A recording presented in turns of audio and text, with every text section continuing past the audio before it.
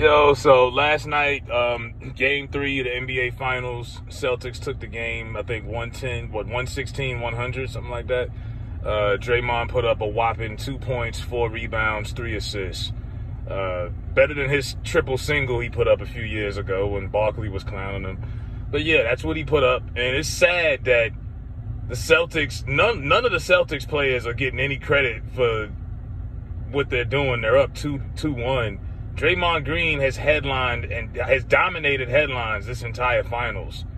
And he's offensively inadequate. 2 points for the guy with the biggest mouth on the court. He's put out 7 podcast episodes this postseason alone. And he's always got something to say. He's not Dennis Rodman. He's not, I don't even think he's that great of a defender, honestly. I remember a few years ago, people were saying, oh, Draymond Green in his prime could check Shaq in his prime. I was like, are you kidding me? Shaq would kill him. You know what I mean? Like, he's got to be one of the most overrated players of this generation. By far. If they put him in the Hall of Fame, just cancel it. It kills all credibility. Is he their best defensive player? Yes, but that doesn't mean he's great. He's just the best defender on that team. One thing I will say, he is a good passer when he has to play point. But he's overrated. You can't talk like he does and then put up numbers like that. Now, in this series alone, he's almost got into a fight. He tried to pull Jaylen Brown's shorts down. He's just doing the absolute most, you know. So he has his, the fans go off last night. He got fouled out. They're yelling out F You Draymond, which is well-deserved. And I remember a year ago before, because it's easy to jump on this and say, hey, go them racist Boston fans. But I'm not going to do that with this because, hell, New York Knicks fans was killing Trae Young a year ago when he took the Knicks out in the playoffs. He was hitting threes from the logo and everything. The difference was Trae Young has the offensive ability to put up 40 points on you when you antagonize him and piss him off. You want to yell out F Trae Young? Okay, he going to go off. Draymond doesn't have that ability. They told him F you, and all he could do was put up 2 points. Humiliation. So now his wife gets on Instagram, and now she wants to have a pity party. The whole Warriors are doing it. Klay Thompson was saying, oh, very classy of y'all. Y'all shouldn't be talking to us like that. And his wife went on there and said something has to be done. Our kids were in the crowd.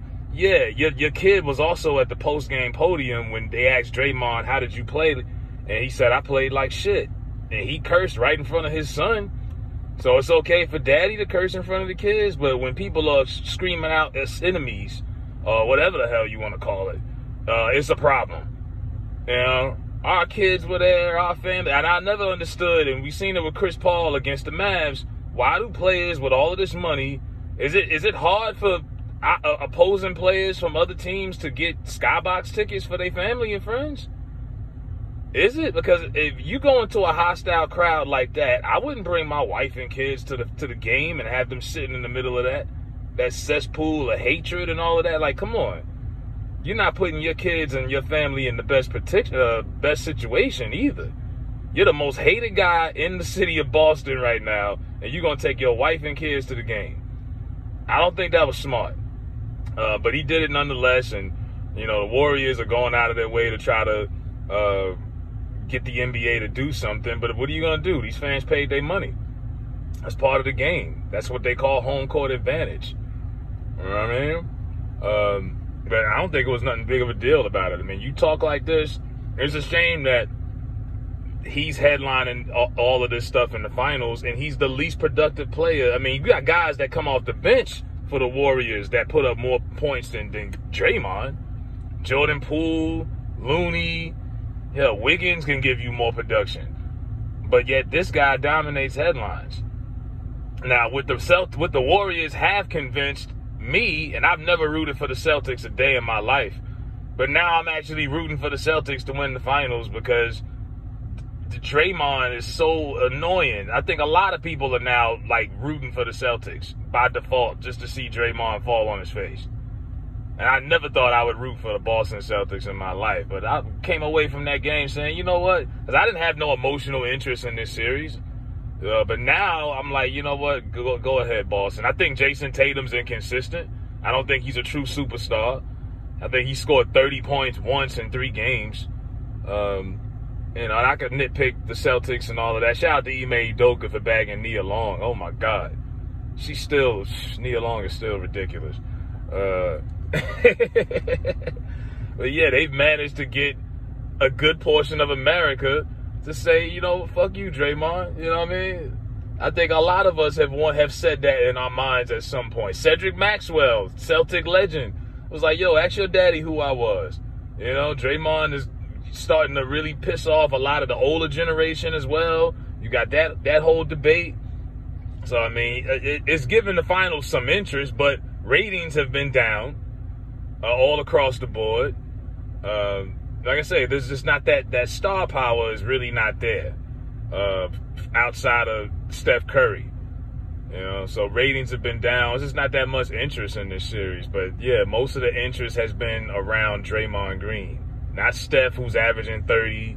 Not Clay, who had a good bounce-back game. You know, it's just all him. And it's like, dude, we get tired of talking about somebody who can't even put up 10 points in a damn playoff game. Like, what are you good for? You know what I mean? Like, we get it. The Warriors pay you to be a pest. They pay you to be annoying. But on his best day, he ain't Dennis Rodman, you know, at all. But this is what they do. So, crybabies will cry. Hope the Celtics pull it off just to see Draymond in his feelings and continue to drop these dumbass podcast shows. I'm like, that's just really bold to be doing a podcast during the playoffs. I think he started this podcast during the playoffs. He didn't do it all year round. He started this, I believe, during the playoffs. I'm like, bro, you got a long offseason in the summertime. Do that shit then.